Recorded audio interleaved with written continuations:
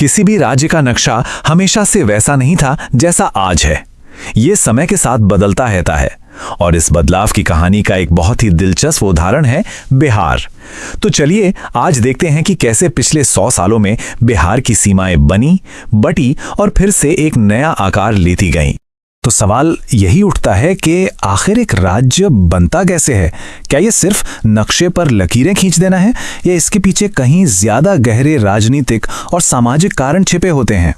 वैसे तो आधुनिक बिहार का आधिकारिक जन्मदिन 22 मार्च को मनाया जाता है बिहार दिवस के तौर पर। ये वही दिन है जब 1912 में ब्रिटिश शासन के दौरान बिहार को बंगाल प्रेसिडेंसी से अलग करके एक नई पहचान दी गई थी।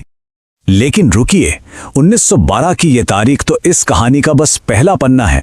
बिहार के नक्शे के बनने की जो पूरी कहानी है वो इससे कहीं ज्यादा जटिल और दिलचस्प है। एक ऐसी कहानी जो कई दशकों तक चली। इस कहानी की शुरुआत के लिए हमें समय में थोड़ा पीछे चलना होगा, ब्रिटिश साम्राज्य के उस दौर में जब 1911 में दिल्ली में एक भव्य दरबार का आयोजन हुआ था। जरा सोचिए, दिसंबर 1911, दिल्ली। किंग जॉर्ज पंचम के राज्याभिषेक के लिए एक इतना बड़ा समारोह जिसमें भारत भर के राजे रजवाड़ों के साथ 2.5 लाख से ज्यादा लोग शामिल थे। यह ब्रिटिश साम्राज्य की ताकत का एक जबरदस्त प्रदर्शन था। लेकिन इस सारी शान शौकत के पीछे एक राजनीतिक तनाव भी था। इसका एक बड़ा दिलचस्प उदाहरण थे बड़ौदा के महाराजा सयाजीराव। जहां सभी राजा झुककर सम्मान दे रहे थे, वहीं महाराजा ने सिर हिलाया, पीठ फेरी और अपनी छड़ी घुमाते हुए वहां से चले गए। उनके इस कदम को उस समय विद्रोह का एक प्रतीक माना गया। और इसी भव्य आयोजन के बीच किंग जॉर्ज पंचम ने 2 ऐसे शाही वरदानों की घोषणा की जिन्होंने पूर्वी भारत का नक्शा हमेशा के लिए बदल कर रख दिया।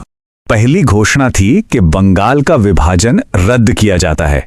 दूसरी, राजधानी अब कलकत्ता नहीं दिल्ली होगी। और तीसरी, जो हमारे लिए सबसे अहम है, वो ये कि बंगाल के पश्चिमी इलाकों को काटकर एक नया प्रांत बनाया जाएगा। बस यही वो फैसला था जिससे बिहार का जन्म हुआ। और इस घोषणा के ठीक अगले साल 1912 में बिहार और उड़ीसा प्रांत अस्तित्व में आया। बंगाल से अलग होकर ये इस क्षेत्र की पहली आधुनिक प्रशासनिक पहचान बनी। लेकिन ये नक्शा भी स्थायी नहीं था।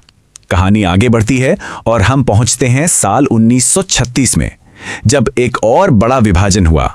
इस नए बदलाव की नींव रखी गई गवर्नमेंट ऑफ इंडिया एक्ट 1935 से, जो ब्रिटिश भारत के प्रशासन में एक मील का पत्थर था और जिसने कई बड़े बदलावों का रास्ता खोल दिया था। तो हुआ ये कि इसी अधिनियम के तहत 1936 में बिहार और उड़ीसा को भाषा के आधार पर 2 अलग प्रांतों में बांट दिया गया। उड़िया बोलने वाले इलाकों को मिलाकर उड़ीसा प्रांत बना और बिहार एक अलग प्रांत के रूप में सामने आया। बिहार का नक्शा एक बार फिर छोटा हो गया था। अब आते हैं कहानी के आखिरी और सबसे हालिया पड़ाव पर, झारखंड का निर्माण, जिसने बिहार को उसका आज का नक्शा दिया। अब हम समय में एक लंबी छलांग लगाते हैं आजाद भारत में और सीधे पहुंचते हैं साल 2000 में। इस साल भारतीय संसद ने बिहार पुनर्गठन अधिनियम पास किया। ये कानून दक्षिणी बिहार के आदिवासी बहुल इलाकों के लिए एक अलग राज्य की दशकों पुरानी मांग को पूरा करने के लिए बनाया गया था, जिसे झारखंड आंदोलन के नाम से भी जाना जाता था।